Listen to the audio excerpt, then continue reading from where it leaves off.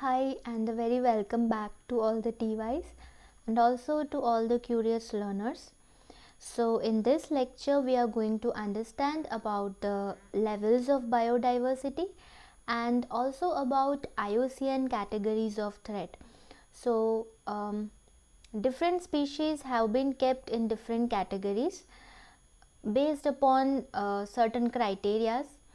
So whether they are threatened or not can be understood by these categorization, right? So we are going to understand these two topics today in a bit more detail. So let us start first of all with the understanding of what is biodiversity.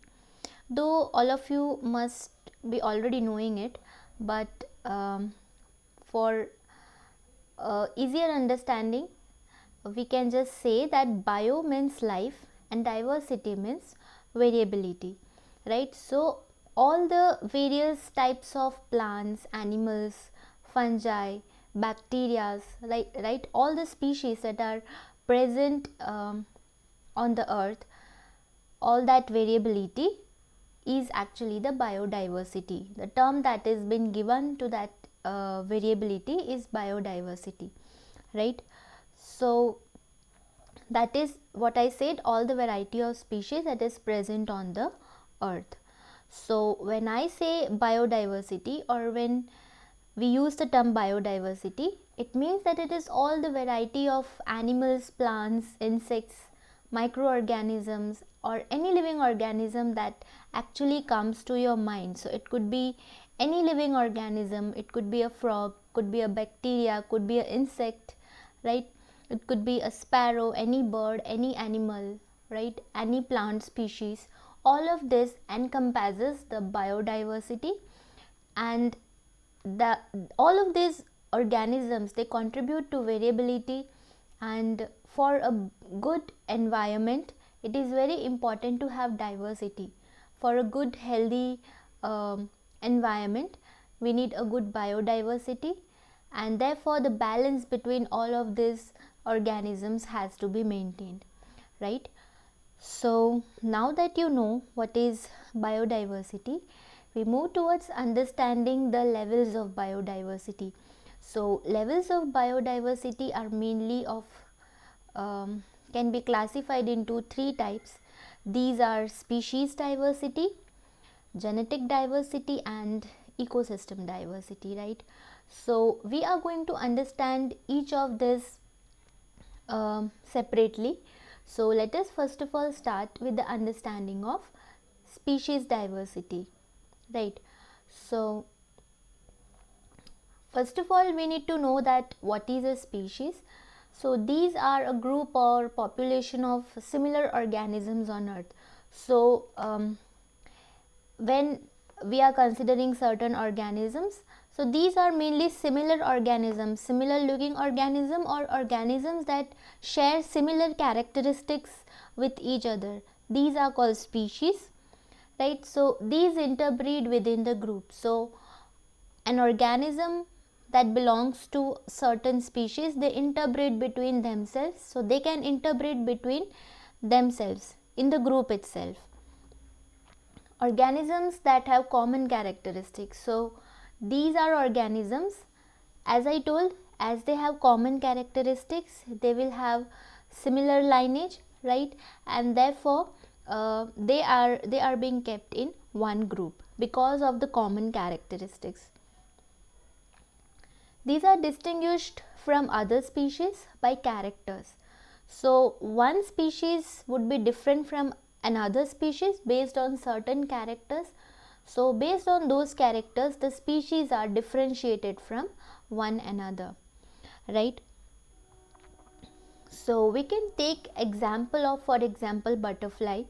So butterfly is a species. Now there are so many other butterfly species also present, right? This is not the only butterfly, there are so many species of butterfly present, right? So this is species diversity.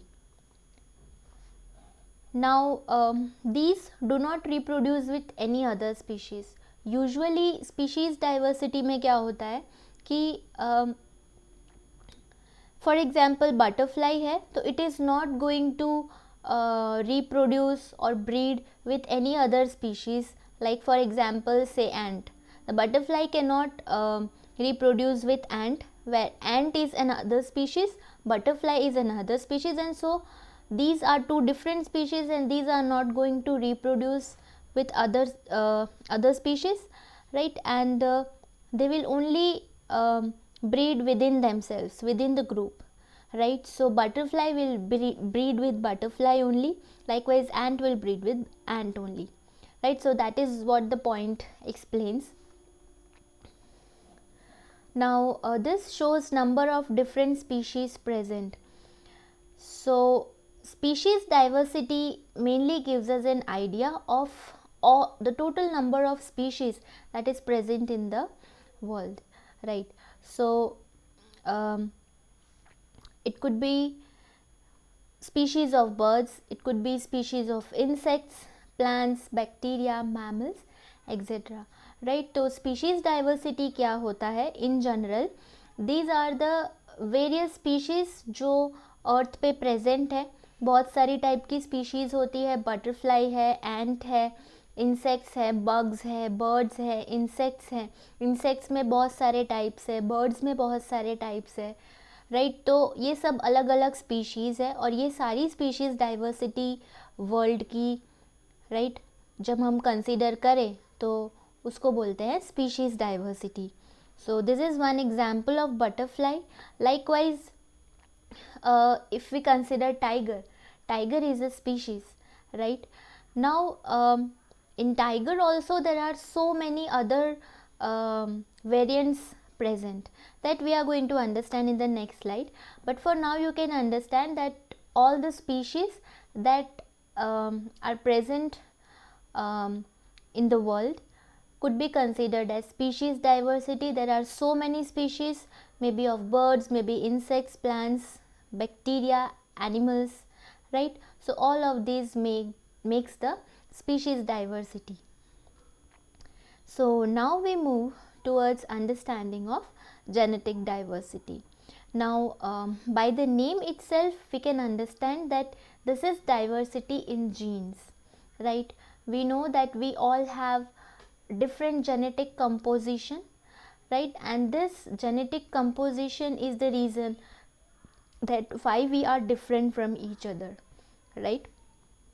So this is the genetic composition that varies in the species.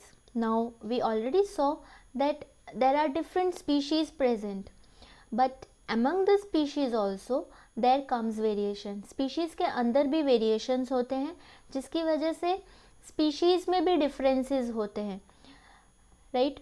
This is called genetic variation, क्योंकि हर species का अपना genetic variation होता है. Species में भी जो भी offsprings आते हैं सबका अपना जेनेटिक कॉम्पोजिशन होता है, जिसकी वजह से ऑफस्प्रिंग्स भी उनका खुद का लुक होता है, राइट? सबका अपना कैरेक्टरिस्टिक होता है क्योंकि जीन्स अलग होते हैं. सो that is because of the difference in gene which is included in genetic diversity. So when individuals interbreed, their offsprings have new combinations of genes.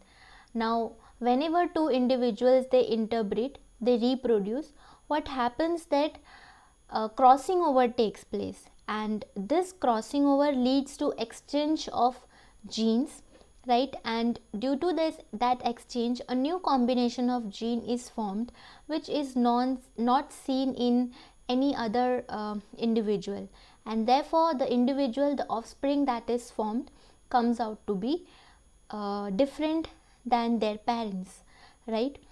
So जब भी दो इंडिविजुअल्स इंटरब्रीड करते हैं तो क्रॉसिंग ओवर होता है, राइट? एंड क्रॉसिंग ओवर की वजह से जीन्स जो होती है वो एक्सचेंज होती है, एक कॉम्बिनेशन बनता है जीन का, जो कॉम्बिनेशन शायद कहीं किसी और इंडिविजुअल में नहीं बना होता, एंड उसकी वजह से जो जेनेटिक वेरिएशन है वो आता है, बिकॉज क्योंकि नया कॉम्बिनेशन ऑफ जीन्स बना तो उसकी वजह से दैट इंडिविजुअल, वो जो इंडिविजुअल है वो दूसरे इंडिविजुअल से अलग होता है.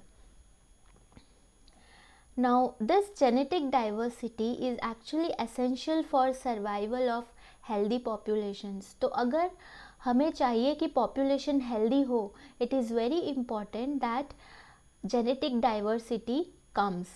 अगर genetic diversity नहीं होगी तो जो population है वो healthy भी नहीं होगा, वो हम लोग समझते हैं. बट उसके पहले as I told, species के अंदर भी variations होते हैं. So let us take an example of tiger, right? So tiger is one species, but there are various other tiger species also present depending upon the area in which they are present. For example, there is Siberian tiger, right? Then also there is Bengal tiger, right? There is white Bengal tiger also and Sumatran tiger also. Apart from this, there is Indo-Chinese tiger also present. So what I want to make you understand is all these are of the same species. The species is same, but see the genetic variation, all of these have some differences among themselves, and this is because of the genes present in them, right? Because the genes in them are different, so these are somewhat different than each other, but then these are of the same species. These are the same species, the tiger species, but the genetic composition is different, and therefore these are different from each other in some characters, but they have common characters present. So as I told, since they belong to same species, though this is Siberian tiger, though this one is Sumatran tiger, both of these can interbreed between themselves, and genetic variation can be seen. So interbreeding is possible between Siberian tiger or Sumatran tiger, or Bengal tiger or Sumatran tiger, right? And this leads to genetic diversity. So I hope that this point is clear with you. In the species also variations are present, and that genetic variation leads to the differences among themselves, that there is some characters that are different in all of this, and that is why they look different from each other, but not completely different, as they have common characteristics as they belong to the same species, right? So genetic diversity क्या होता है, जैसे आप देख सकते हो कि हर एक जो ऑर्गेनिज्म है, फॉर एग्जांपल यहाँ पे टाइगर है, तो टाइगर की भी बहुत सारी जेनेटिक वेरिएशंस, वेराइटीज़ देख सकते हैं, right? So this is Siberian tiger, likewise this is Bengal tiger. तो ये सब एक दूसरे से अलग दिखते हैं बिकॉज ऑफ जेनेटिक वेरिएशंस, क्योंकि इनके जीन्स अलग हैं, बट क्योंकि ये सेम स्पीशीज़ के हैं, इनमें कॉमन कैरेक्टरिस्टिक्स है, सो देयरफॉर ये एक दूसरे के साथ इंटरब्रीड कर सकते हैं, क्योंकि एक ही स्पीशीज़ को बिलोंग करते हैं, राइट? नाउ जो हमने यहाँ पे पॉइंट पढ़ा था, that it is essential for survival of healthy populations. अगर फ्यूचर में हेल्दी पॉपुलेशंस चाहिए तो this is very important that genetic diversity is present, because individuals that get better suited to change survives, right? तो जब breeding होती है, एक नया ऑफस्प्रिंग या नया इंडिविजुअल बनता है, क्रॉसिंग ओवर होता है, तो उसकी वजह से नई जेनेटिक कॉम्पोजिशन आती है. तो वो जो जेनेटिक कॉम्पोजिशन है वो इम्पॉर्टेंट है, क्योंकि वो डिपेंड करता है कि नेक्स्ट जो जनरेशन आ रही है वो आने वाले जो एनवायरनमेंट है उस पे सरवाइव कर पाएगा कि नहीं कर पाएगा. तो जितना जेनेटिकली स्ट्रॉन्ग होगा वो उतना ज़्यादा द कमिंग सिचुएशंस को एडप्ट कर पाएगा. So therefore genetic diversity is very important. This leads to change in the whole population sometimes. तो what happens sometimes that genetic variations होते हैं, इंडिविजुअल्स ब्रीड करते हैं, और सरवाइव वही करते हैं जो एडप्ट कर पाते हैं, और उसकी वजह से जो सरवाइव नहीं कर पाते वो रिमूव हो जाते हैं। जो सरवाइव कर पाते हैं तो वो उस जगह पर रह जाते हैं, राइट। एंड उसकी वजह से पूरा पॉपुलेशन चेंज हो जाता है। जो वीकर पॉपुलेशन है वो रिमूव हो जाता है, और जो स्ट्रॉन्गर पॉपुलेशन है, बेटर पॉपुलेशन है, वो सर्वाइव करता है, right. So this leads to a whole change in population, and this is actually called adaptation, ठीक है। Because the environment changes, because the prevailing conditions might change in future, genetic diversity is very important, because genetic diversity, the gene variations, ensures that the individual can adapt itself to the environment, because if it will not be able to adapt, then it will become dangerous for the individual itself, because it will not be able to survive on that area, right. So this leads to adaptation. So genetic variation is a very important factor. Now another point that we can consider about genetic diversity is that we all know that on the earth there are like so many countries, so many continents. The people living there, we the humans, we are homo sapiens, right. So we are same species, but then you can see genetic variations all over the globe, right. So when you see Americans, they are different. When you see Indians, they are different. When you see Germans, they are different.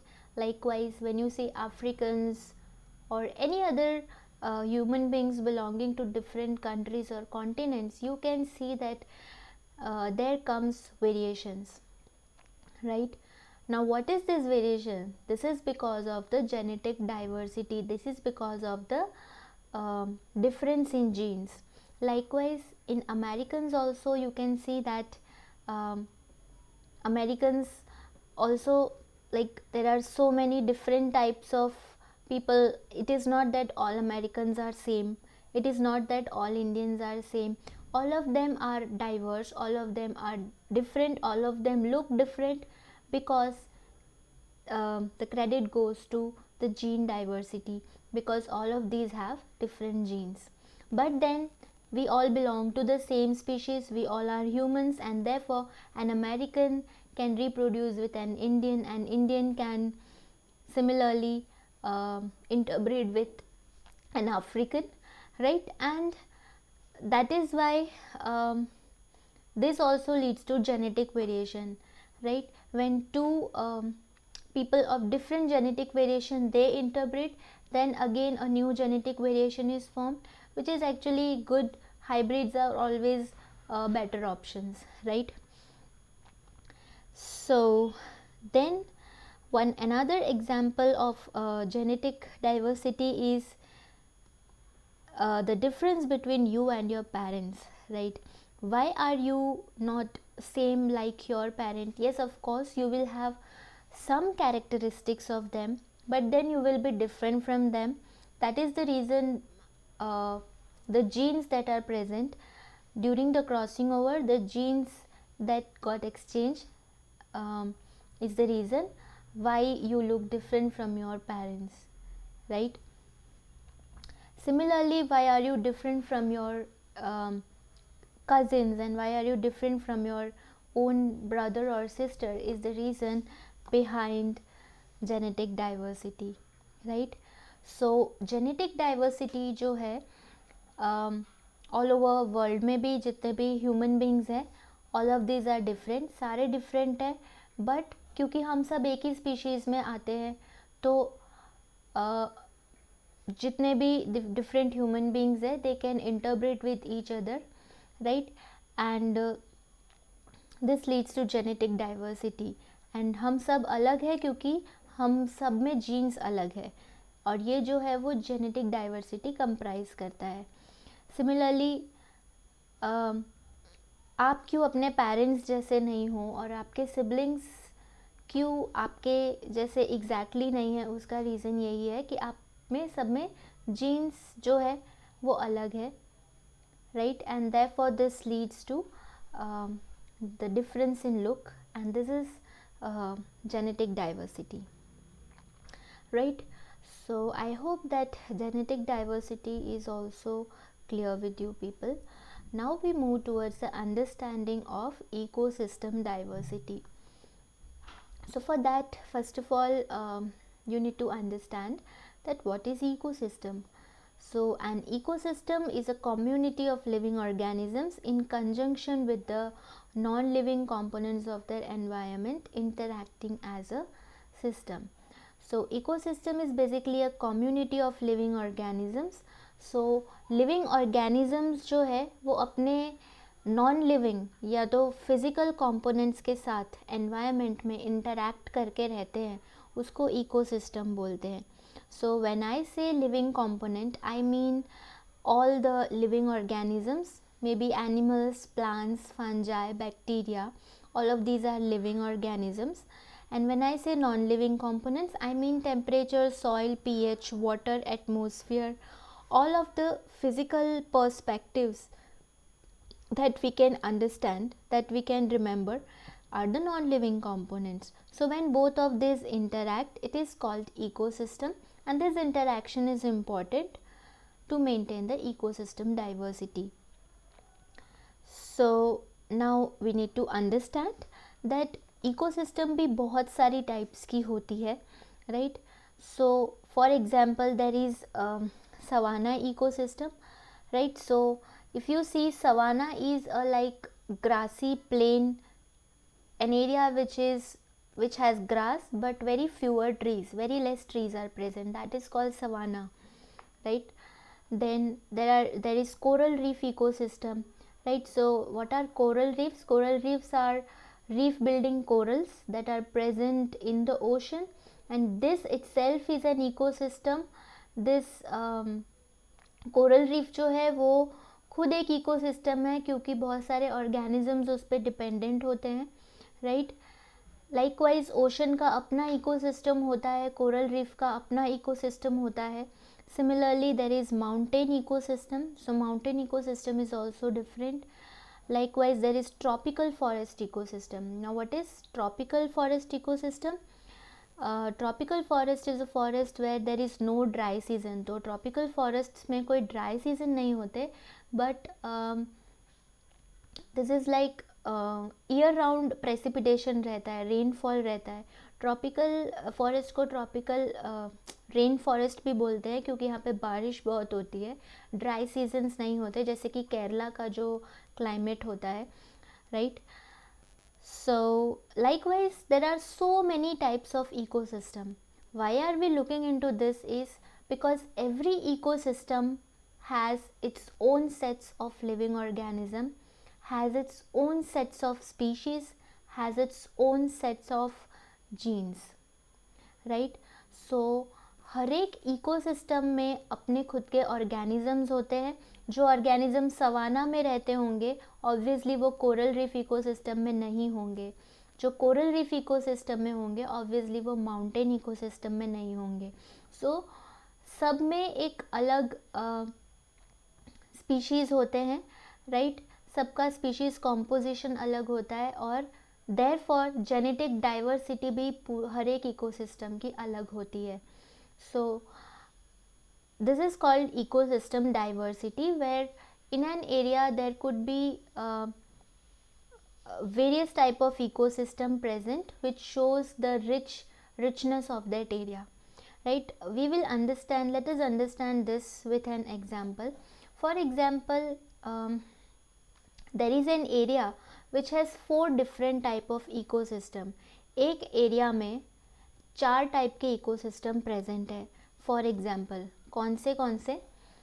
Boreal ecosystem, tundra ecosystem, temperate grassland ecosystem and temperate forest ecosystem, right. So in an area, for example, there are 4 different ecosystems. boreal ecosystem is characterized by conifer trees like trees like pine and birches, and this is a snowy area. boreal is like snow covered, इसको snow forest भी बोलते हैं या तो Tyga भी बोलते हैं, जहाँ पे मेनली कॉनिफर्स देखे जाते हैं. So this is boreal forest और बोरियल इकोसिस्टम और स्नो फॉरेस्ट और taiga, right.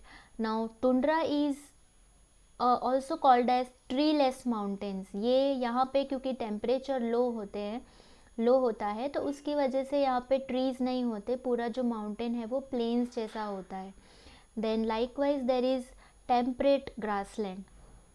So temperate grassland is a place where the vegetation is mainly grassland and it is temperate means seasonal होता है, अलग अलग seasons होते हैं और moderate temperature रहता है, right. समर्स बहुत हार्श होते हैं, विंटर्स जो होता है वो बहुत कोल्ड होता है, तो उसको टेम्परेट क्लाइमेट बोलते हैं. And likewise temperate forest is जहाँ पे ट्रीज़ होते हैं, but these are temperate deciduous forest where चारों सीजन्स देखे जाते हैं, right. And as I said in temperate grassland यहाँ पे समर्स जो होते हैं वो हॉट होता है और विंटर्स जो है वो कोल्ड होता है. So imagine that there is an area which has these 4 different kinds of ecosystem, right. And then there is an area which has only 2 different types of ecosystem. For example, temperate grassland and temperate forest. तो अगर हम compare करें दोनों के बीच में, if we compare both of this, like an for example an area with 4 different ecosystem, compare that with an area with 2 different ecosystem, what can you see? It is obvious that this particular area will have greater ecosystem diversity because यहाँ पे 4 ecosystems एक ही area में present है, right. तो obviously यहाँ पे species diversity बहुत होगी, यहाँ पे जेनेटिक डाइवर्सिटी भी बहुत होगी और इकोसिस्टम डाइवर्सिटी तो है ही.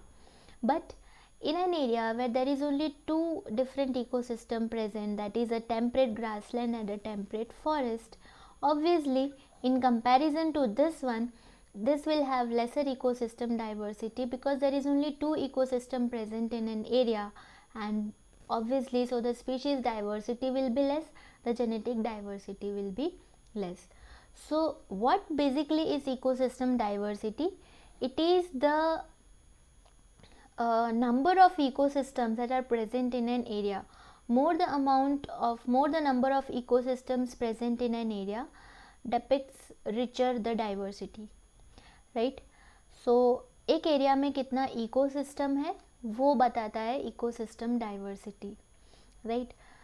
सो yeah, so that is it about the levels of diversity.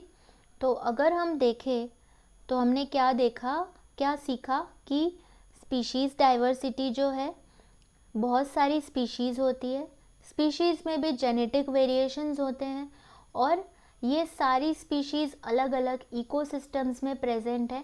तो एक एरिया में जितने ज़्यादा इकोसिस्टम है उतनी ज़्यादा इकोसिस्टम डाइवर्सिटी है, राइट.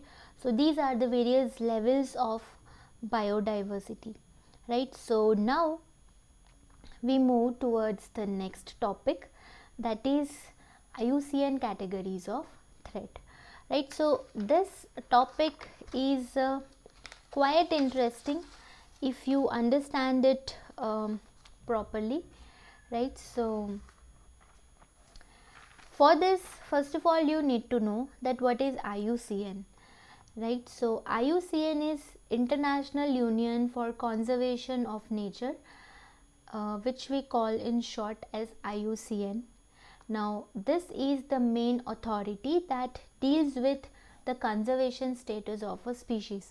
तो international union for conservation of nature जो है IUCN, वो मेन अथॉरिटी है जो ये डिसाइड करता है कि इस स्पीशीज़ का, कोई भी एक स्पीशीज़ का कंजर्वेशन स्टेटस क्या है, right. So they carry out surveys. IUCN जो है वो सर्वेस करता है एंड सर्वेस के बेसिस पे पता चलता है कि कंजर्वेशन स्टेटस एक स्पीशीज़ का क्या है, राइट। नाउ दिस, अब ये जो कैटेगरीज है, these categories are, how are these categories defined? Now these are defined based upon different criterias. अलग अलग criterias के basis पे ये categories को define करते हैं, right? तो कुछ criterias है जिसके basis पे हम कह सकते हैं कि ये species इस particular category में आएगा. अब वो criterias क्या है वो हम next slide में समझते हैं, but for now you can remember that based upon different criteria, the IUCN Red List of Threatened Species is formed. तो कुछ criterias है, criterias के basis पे threatened species का red list बनाया जाता है, right? और ये list जो बनता है उससे हमें पता चलता है कि कौन सी species कौन सी category में आएगा और उसका world में status क्या है, उसका कंजर्वेशन स्टेटस क्या है, वो उसके लिए क्या स्टेप्स लेने पड़ेंगे वो हमें इससे समझ आता है.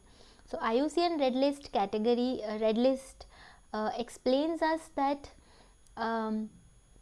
What are the various species that are threatened, right, कौन सी स्पीशीज है जो थ्रेटन्ड है, and it also explains that what is the conservation status and how or what conservation step we should take so that that species can be saved, right.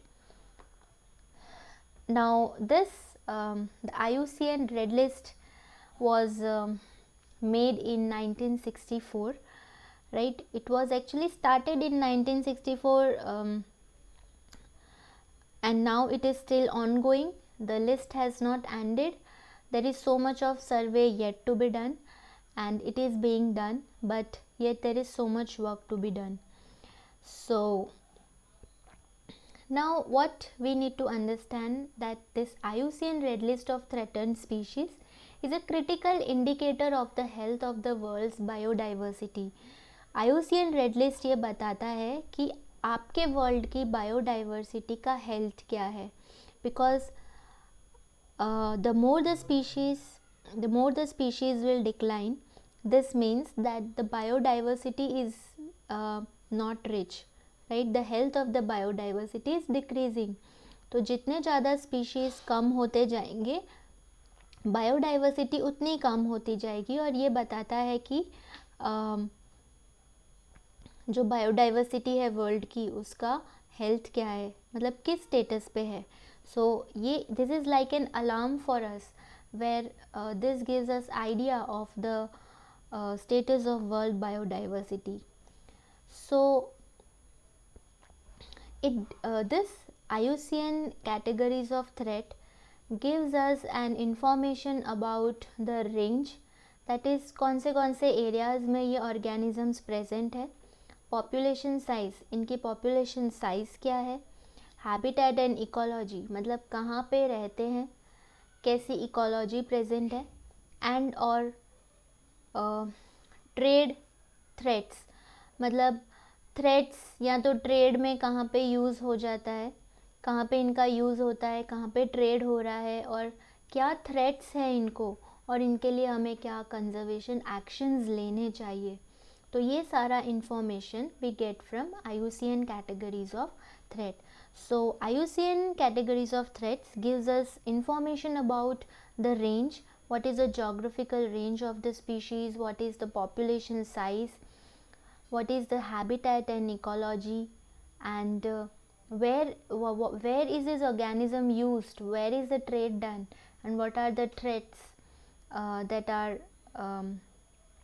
the factors that is causing the decline of the population, and what should be the conservation actions to be taken. All this is given by IUCN categories of threat, right. So now let us understand that there are certain criteria, as I told, based on which the categories are defined. Now these criteria are from criteria A to E. criteria A, B, C, D और E ऐसे criterias हैं based on which categories are defined. Now what are these criteria? First criteria A is population reduction. So criteria ये A जो है वो ये बताता है कि उस particular species का population कितना reduce हुआ है. So that is criteria 1. तो उसके basis पे evaluation करते हैं. Then criteria B is geographical range. What is the geographical range of the species? We can understand this with the example of this diagram, right? अब geographical range जो है वो उसमें दो terms आते हैं, एक तो extent of occurrence और एक आता है area of occupancy. So ये जो diagram है, for example this is an area, right? ये कोई forest area है for example, और हम for example कोई एनिमल स्पीशीज़ के का सर्वे कर रहे हैं फॉर एग्ज़ाम्पल. तो for example let's say we are doing survey of a mongoose species, right? So what is extent of occurrence? This area, इस बड़े फॉरेस्ट में ये जो एरिया है ये बताता है एक्सटेंड ऑफ अकरेंस, मतलब इतने एरिया में ही वो mongoose स्पीशीज़ प्रेजेंट है, तो इसको बोलेंगे एक्सटेंड ऑफ अकरेंस. मतलब ये this is special difference, right? What this area explains is the कितना स्पेस लिया है इस ऑर्गेनिज्म ने mongoose ने इस फॉरेस्ट में. ये जो फॉरेस्ट है इसमें mongoose ने कितना एरिया कवर किया है, that is extend of occurrence. How much area has the species covered in the forest explains the extent of occurrence. Now what is area of occupancy? ये जो आपको छोटे छोटे पैचेस दिख रहे हैं, this is the area of occupancy. मतलब इतना पूरा एरिया तो कवर किया है पर ये पूरे एरिया में स्प्रेडेड नहीं है, पैचेस में कहीं कहीं पे इनके पॉपुलेशंस हैं. This is called area of occupancy. What is area of occupancy? It is the spots where they are present together in groups, right? So कुछ यहाँ पे है, some are present in this area, some are present in this area. So this is called area of occupancy. This is the area where they are staying, where they are reproducing, where they are interbreeding, right? So this is called the area of occupancy. So ये दो जो चीज़ें हैं geographical range में consider होता है. Now based on the same thing, the third criteria is small population size and decline. अब जैसे ये for example एक ग्रुप है, तो इसमें population size क्या है, कितने इंडिविजुअल्स प्रेजेंट है और कितना डिक्लाइन आया है वो कंसीडर करते हैं. हो सकता है कहीं पे population 7 हो, कहीं पे 10 हो, कहीं पे 15 हो. So in this way population size is seen and decline over years, मतलब काफ़ी सालों में क्या डिक्लाइन आया है इनके पॉपुलेशन में वो भी चेक करते हैं. देन वेरी स्मॉल और restricted population, they also see कि for example extent of occurrence तो फॉर एग्जांपल इतना है, but how much population is present. This particular for example species has good area of occupancy, they are occupying good area, but there might be some species that will only be having one or two area of occupancy, for example maybe only here or maybe only here. So that means that they are restricted population in a very small area. And then a quantitative analysis is done. Numbering is numbers are identified, quantitative data is taken, and based on that on these A to E criteria, that is total 5 criteria, the categories are made, right? So these are the 5 criteria based on which categories of threats are made. And now we are going to understand about those IUCN categories of threat, right. So ये जो criterias है इनके basis पे categories बनाए गए हैं IUCN के through, right, IUCN ने बनाए हैं. सो अब अपने वो कैटेगरीज समझेंगे. So first category is extinct. So as the name suggests, when there is no doubt that the taxon has died, जब कोई डाउट ही नहीं है कि टेक्सॉन अब बचा ही नहीं है, मतलब सारे इंडिविजुअल उस टेक्सॉन के ऑलरेडी मर चुके हैं, right. So every individual of the tax on has died. That means that all the organisms, those organisms will come in the category of extinct. So what happens when surveys are done? So extensive surveys are done over years in large areas, right. This points towards no record of that individual. So कितना भी सर्वे किया पर उस individual का कोई record नहीं मिला in all the known and expected habitats. For example, अगर चीता है तो मुझे पता है कि चीता जो है वो ग्रासी एरिया में होता है, ग्रासी प्लेन्स में होता है. तो जितने भी एक्सपेक्टेड हैबिटेट है, जितने भी नोन हैबिटेट्स है, सब जगह सर्वे किया बट उस इंडिविजुअल का कोई भी रिकॉर्ड नहीं मिला. So we can say that it is extinct. Also the survey is done at appropriate time. Time पे सर्वे करते हैं, डायरनल, सीजनल, एनुअल, हर तरीके से सर्वे करते हैं ताकि ऐसा ना हो कि हमने इस टाइम पे किया तो हो सकता है वो जो भी एनिमल या प्लांट है कोई और टाइम पे प्रेजेंट होता हो, right. So surveys are done in all types of habitats, expected habitats, and also done at proper times. And when such surveys are done but no records are obtained, this means that the individual is extinct. So one such organism is Indian cheetah, right. So as I told, cheetah are open grassland organisms, right. ये जो है अब बहुत small groups में रह गए हैं, इनका पॉपुलेशन बहुत कम हो गया है, right. Because of habitat loss, because of illegal pet trade, right, because of poaching, because of hunting. तो ये जो ऑर्गेनिज्म है ह्यूमन एक्टिविटीज़ की वजह से ऑलरेडी एक्सटिंक्ट हो चुका है, right. But I think now there are some cases के बाहर से चीता की वेराइटीज़ लाए हैं इंडिया में, but other than that this is an extinct species, right. So it is also said that Indian चीता, क्योंकि इनका पॉपुलेशन बहुत कम हो गया तो ये अपने अंदर ही, मतलब रेस्ट्रिक्टेड पॉपुलेशन हो गया तो अंदर ही ब्रीड करने लगे. तो जब ऐसा होता है तो जेनेटिक वेरिएशन कम हो जाता है. इसलिए हमेशा बोलते हैं कि hybrids have better genetic variations.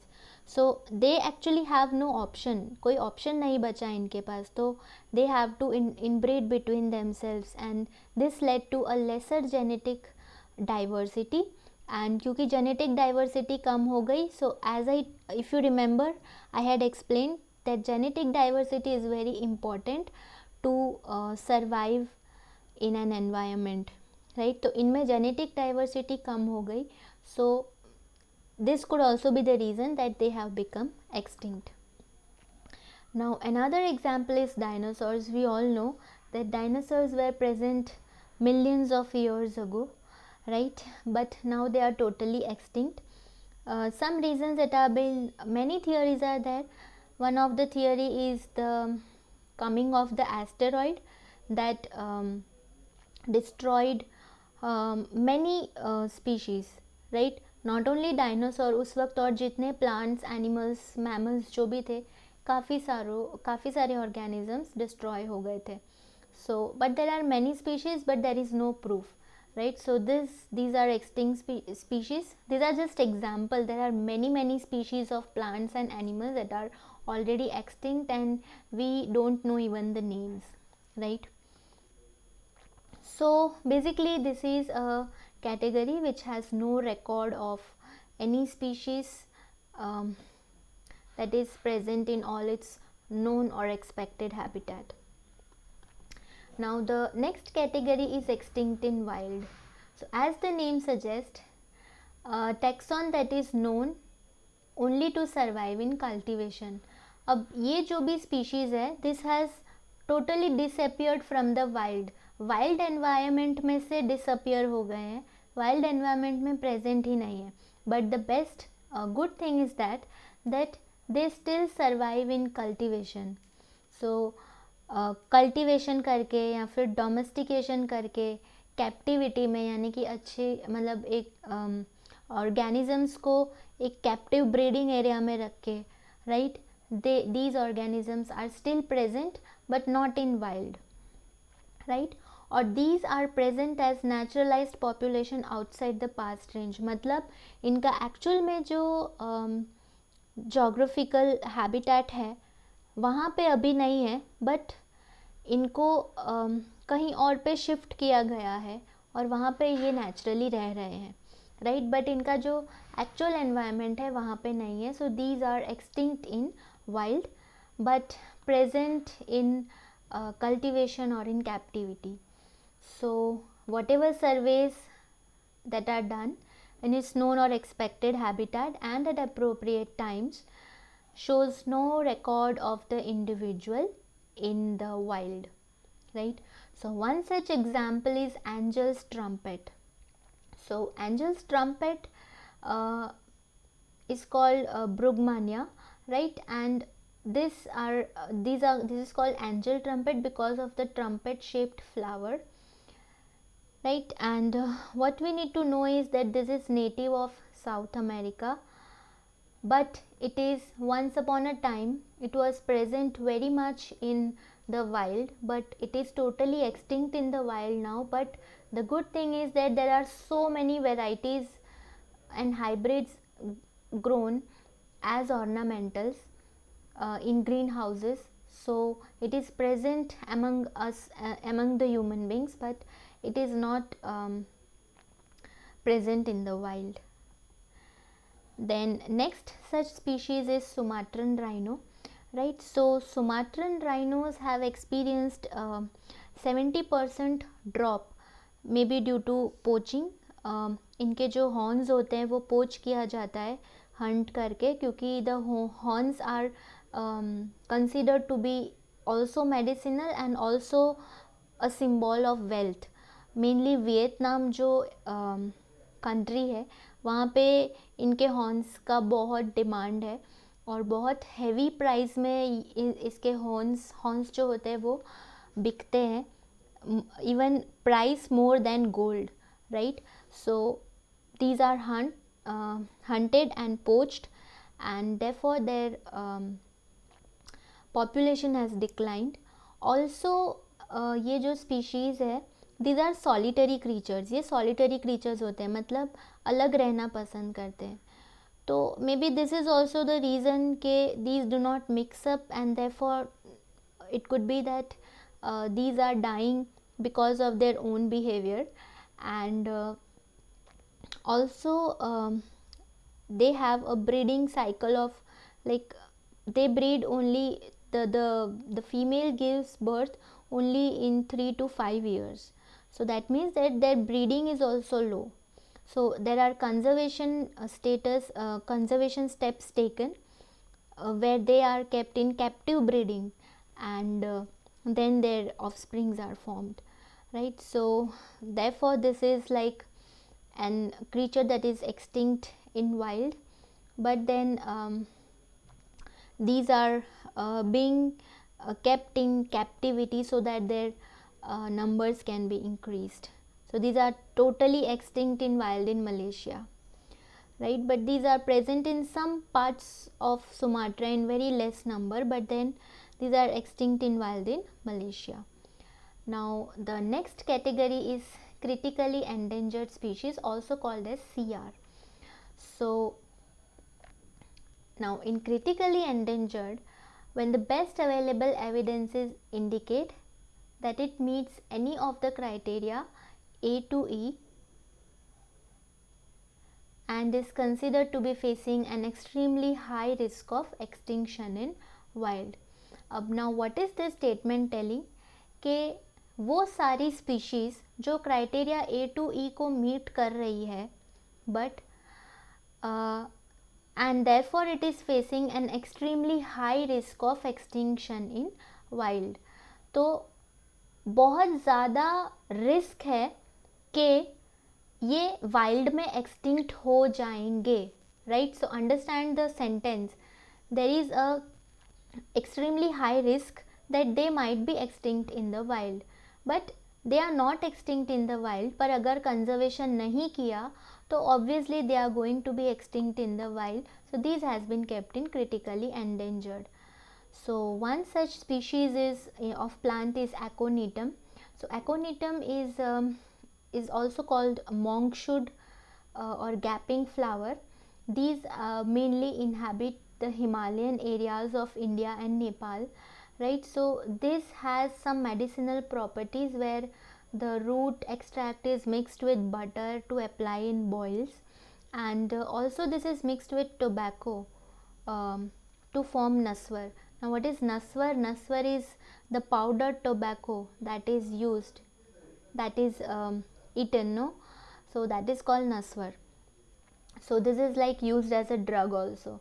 So this species is very much exploited, and therefore this has reached to the category of critically endangered, though not completely extinct in wild, but is at a very much high risk to be extinct in wild. Now the next example is of gharial. Gharial is a fish eating crocodile. No, this is not an alligator. Do not think it to be an alligator. This is not an alligator. This is gharial, right? And this is a fish eating crocodile.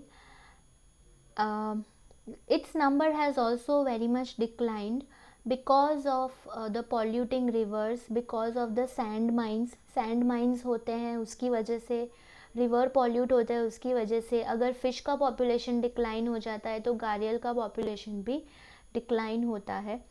Even ये जहाँ पे रहते हैं वहाँ पे like they require good fish population, right.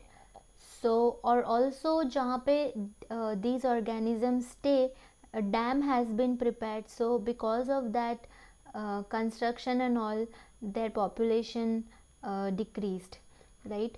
So there is decline by 98% in their population. So this is very alarming. So only fewer than 250 adult individuals of this species are known. So this is critically endangered, and their population has gone very low in India. But this is not extinct in wild yet, but अगर conservation नहीं किया तो this is going to be critically this is going to be extinct in wild. Now the next category is endangered, also written as EN. So when the best available evidences indicate that it meets any of the criteria A to E and considered to be facing a very high risk of extinction in wild. So just understand the difference between critically endangered and endangered.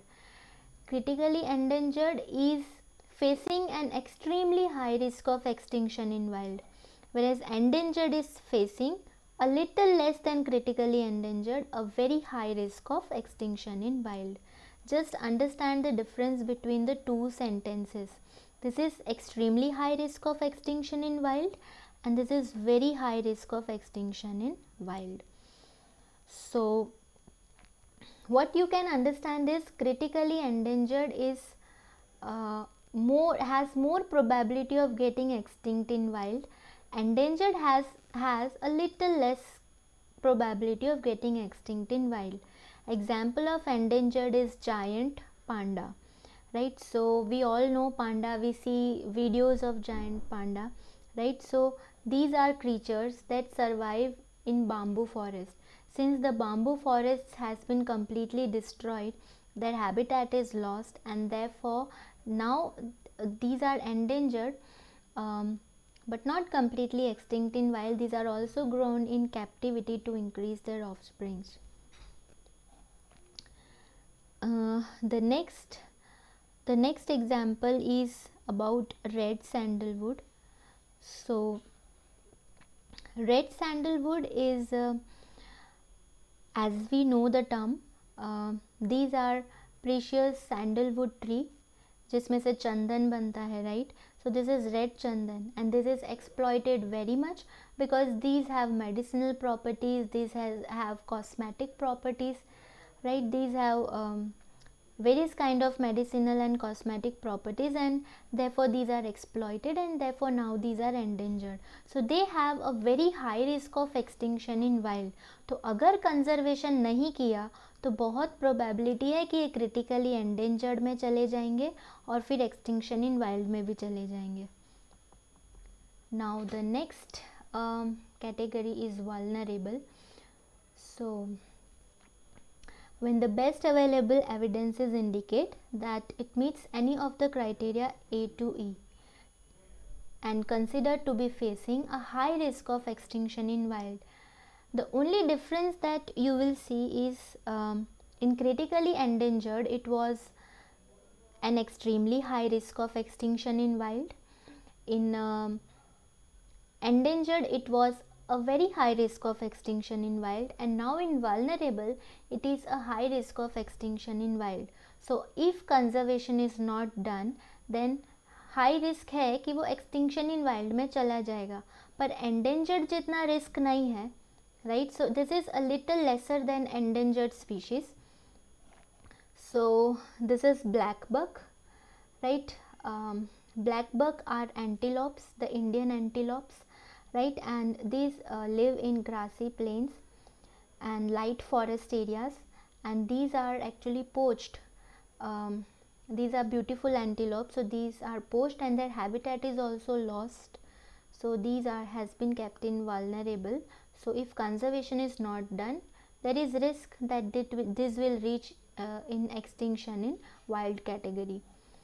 And the next example is very well known, you all know Santalum album, the white chandan. Now the next category is near threatened, NT, right? So this is quite easy. See, all those species that does not qualify for critically endangered, endangered and vulnerable, वो सारे species जो critically endangered, endangered और vulnerable तीनों में नहीं आ सकते, fulfil नहीं होते, वो स्पीशीज़ आएंगे नियर थ्रेटन्ड में, राइट?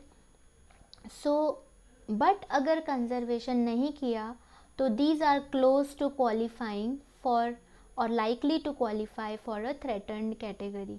पर अगर कंजर्वेशन नहीं किया तो ये वल्नरेबल में भी जा सकता है, एंडेंजर्ड में भी जा सकता है और क्रिटिकली एंडेंजर्ड में भी जा सकता है. So one such species is white rhinoceros, right? So white rhinoceros is seen mainly in Africa, right? And in the savannas areas these are seen. So these are seen in Kenya, Namibia, Zimbabwe, and these are poached, and uncontrolled poaching is done for their this horn, right? And therefore these are near threatened. If conservation is not done, these are going to be in the threatened categories, right? Now another near threatened species is Boswellia sacra. Now Boswellia sacra is a plant also called as frankincense. This is mainly, ये जो plant है ये mainly Oman, Yemen यानी कि Arabian जो area है वहाँ पे देखा जाता है, राइट? तो ये प्लांट का कैरेक्टरिस्टिक क्या है, इसमें से रेजिन मिलता है, एक हार्ड रेजिन, राइट? और ये रेजिन के लिए इस प्लांट को यूज़ करते हैं. So this plant is exploited for resin material, right? So therefore this is a near threatened plant, but ये इतना रिस्क पे नहीं है, बट अगर ध्यान नहीं रखा तो ये थ्रेटन्ड यानी कि वल्नरेबल में पहुंच सकता है, right? Now the next category is least concern. LC. Now as the name suggests, least concern मतलब इनके बारे में ज़्यादा सोचने की ज़रूरत नहीं है क्योंकि they are enough in number. So these does not qualify for critically endangered, endangered, vulnerable and near threatened. ये चारों में से कोई भी कैटेगरी के लिए ये क्वालिफाई नहीं होते. So these are wide spread and abundant taxa. अब ये ऐसे टेक्सा है जो वाइड स्प्रेड है, काफ़ी नंबर में प्रेजेंट है, एबंडेंट है, तो इनके बारे में सोचने की ज़रूरत नहीं है. So these are mainly emperor penguins. Now emperor penguins are those organisms that survive in Antarcticas and they have good breeding cycle. तो ये अक्सर नंबर में ज़्यादा प्रेजेंट होते हैं और हार्श एनवायरनमेंट में सर्वाइव कर सकते हैं इसलिए, और इनकी लाइफ भी लंबी होती है. So these are least concern. Then Ophioglossum. Ophioglossum is a small fern. It is a pteridophyte. This is also a least concern. Now the next category is data deficient, DD. Right, so as the name suggest, we do not have sufficient data to put them in any of the categories.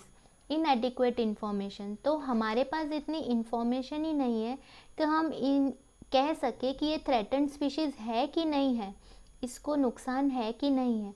Right, so criteria में से कुछ चीज़ों के बारे में adequate information ही नहीं है हमारे पास उस स्पीशीज़ के बारे में, और इसलिए हम नहीं बोल सकते कि ये कौन से कंजर्वेशन स्टेटस में आएगा. So to make a direct और indirect assessment of its risk of extinction based on its distribution और population, so we can not make any like judgement. हम कुछ डिसाइड नहीं कर सकते कि उसका एक्सटिंक्शन मतलब उसका जो डिस्ट्रीब्यूशन है या पॉपुलेशन देख के हम डिसाइड नहीं कर सकते कि वो एक्सटिंक्ट में आएगा, थ्रेटेंड में आएगा या किस में आएगा. तो उसको बोलते हैं data deficient. One such plant is common bitter cress. This is, ये जो प्लांट है ये यूजुअली डैम्प और डिस्टर्ब्ड एरिया में देखा जाता है, कोस्टल प्लेसेस में, बट इसके बारे में ज़्यादा कुछ डेटा नहीं है कि हम इसको किसी भी थ्रेटेंड कैटेगरी में रख सकें. Then second is Irwin's turtle. Irwin's turtle जो है, this is mainly seen in clean water and oxygenated water, right? So but we do not have sufficient data, so we cannot put it we cannot say that whether it is threatened or not. And the next category is not evaluated. मतलब these are the taxons that is not yet evaluated. ये ऐसे taxons है जिनका evaluation हुआ ही नहीं है. तो अभी भी ऐसे काफ़ी सारे taxons हैं जिनका कोई evaluation ही नहीं हुआ है क्राइटेरिया के बेसिस पे, तो वो सारे जो स्पीशीज़ है वो इस कैटेगरी में आएंगे. So like this there are total 9 IUCN categories of threat. So let us summarise this IUCN red list categories. तो IUCN रेड लिस्ट कैटेगरी को हम दो पार्ट में डिवाइड कर सकते हैं. एक तो ऐसी कैटेगरी जो हमने इवेल्यूएट की है, and the second is not evaluated. तो हमने अभी जो लास्ट कैटेगरी देखी वो नॉट इवेल्यूएटेड की थी, राइट? मतलब इनके बारे में तो कुछ स्टडी ही नहीं किया है. पर इवेल्यूएटेड कैटेगरीज जो है उसमें आ जाएगा adequate data and data deficient. मतलब ऐसी स्पीशीज़ जिनके बारे में हमारे पास काफ़ी सारा डेटा है, और ऐसी स्पीशीज़ जिनके बारे में हमारे पास ज़्यादा डेटा नहीं है. तो जिनके बारे में ज़्यादा डेटा नहीं है वो यहाँ पे आ जाएंगे, और जिनके बारे में इनफ डेटा है, now these are divided into extinct in wild, critically endangered, vulnerable, near threatened and least concern, right?